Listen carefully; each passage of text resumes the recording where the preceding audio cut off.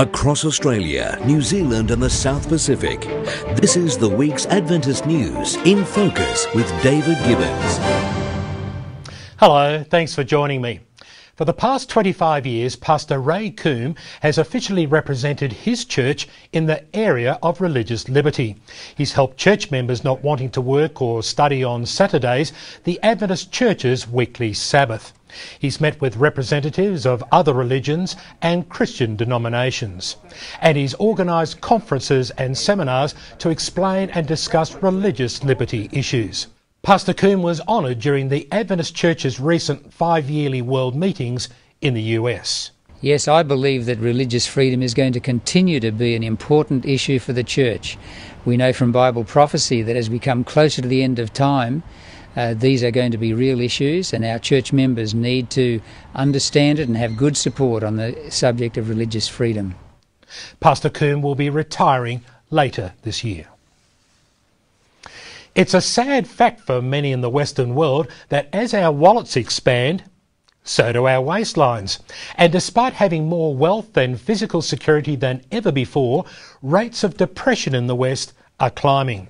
Michelle Noriento and Suzanne Bocking believe the solutions are found in God's plan for our lives. Using biblical principles, they offer counselling, coaching and life education, particularly focusing on women. Adventists in the Cook Islands have been challenged to involve worshippers of all ages, from respected elders to small children. A worship conference held at Rarotonga gathered pastors and elders to negotiate the maze of cultures, generations, taste and theology. And for the more practically inclined, music workshops and demonstrations of worship activities that involve the whole family.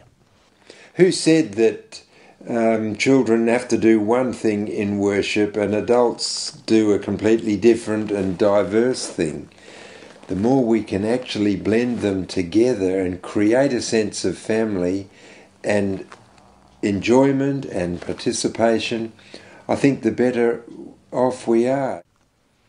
When 3 young men from the Solomon Islands found they couldn't afford the trip to the capital Honiara for a youth conference, they got thinking and paddling. Linton Vittora, an Adventist youth leader, decided to take his 2 nephews on a 20-day voyage to Honiara in a dugout canoe. Travelling over 400 kilometres with no engine or sail, they arrived at the youth meetings on time and in good health. They joined 700 other young people from around the country at the Solomon Islands' first ever Ambassadors Congress. And this week's special edition of Record focuses on our church. Sydney Adventist Hospital expands by 51 beds through the purchase of a nearby hospital.